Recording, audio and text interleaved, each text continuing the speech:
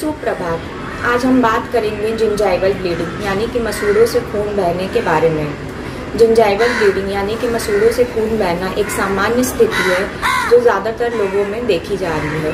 कुछ लोगों में यह ब्रश करने के दौरान देखा जाता है, कुछ लोगों में यह सेब का प्रयोग करने के दौरान देखा जाता है। चलिए तब आज हम बात करें इसका मुख्य कारण यानी कि कॉज, इसका लक्षण यानी कि सिम्टम और इसका इलाज यानी कि ट्रीटमेंट के बारे में।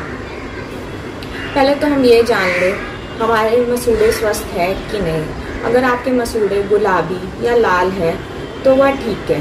अगर आपके मसूड़े नीले या फीके दिख रहे हैं तो उसमें कुछ कमी है। जब हम अपने मसूड़ों को ड्राई करते हैं तो उसमें दाने जैसे पदार्थ दिखते हैं जिसको हम कहते हैं ऑरेंज पील अपीयरेंस। जिनके मसूड़ों में सूजन होता है उनके मसूड़ों में यह देखने को नहीं मिलता है।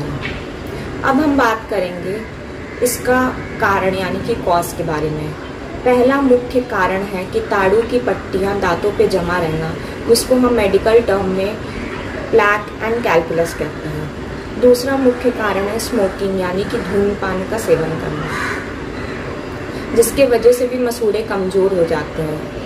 तीसरा मुख्य कारण है स्ट्रेस यानी कि तनाव। तनाव भी लेने से हमारे मसूड़े कमज़ोर हो जाते हैं और संक्रमण से लड़ने की क्षमता कम हो जाती है। चौथा मुख्य कारण है हार्मोन का परिवर्तन होना, जो कि ज़्यादातर टीनेजर और प्रेग्नेंट लेडीज़ में देखा जाता है। पांचवा मुख्य कारण है डायबिटीज़। डायबिटिक लोगों में भी संक्रमण से लड़ने की क्षमता कम हो जाती है और मसूड़े कमज़ोर हो जाते हैं। चलिए तब आज हम बात करें मसूड़ों जिंजाइवल ब्लीडिंग के लक्षण यानी कि सिम्टम्स के बारे में। पहला सिम्टम है मसूड़ों में सूजन देखा जाता है। दूसरा सिम्टम्स है बैड ब्रेथ यानी कि मुंह से गंदी बदबू आना। तीसरा सिम्टम है मसूड़ों से खून बहना, यह ब्रश करने के दौरान देखा जाता है या थूकते वक्त। अब हम चर्चा करेंगे इसके इलाज पे यानी कि जिंजाइवल ब्लीडिंग का ट्रीटमेंट के बारे में। पहला हम क्या कर सकते हैं, पहले हम गम मसाज कर सकते हैं। हम क्लोरहेक्सिडिन ग्लूकोनेट जेल को लेके उंगली पे 2 से 3 मिनट तक मसूड़ों पे मसाज कर सकते हैं, जिससे मसूड़े मजबूत भी होते हैं और कीटाणुओं का खात्मा होता है। दूसरा हम क्या कर सकते हैं, हम विटामिन सप्लीमेंट्स ले सकते हैं। अगर आपके में विटामिन की कमी है तो इसका उपयोग कर सकते हैं।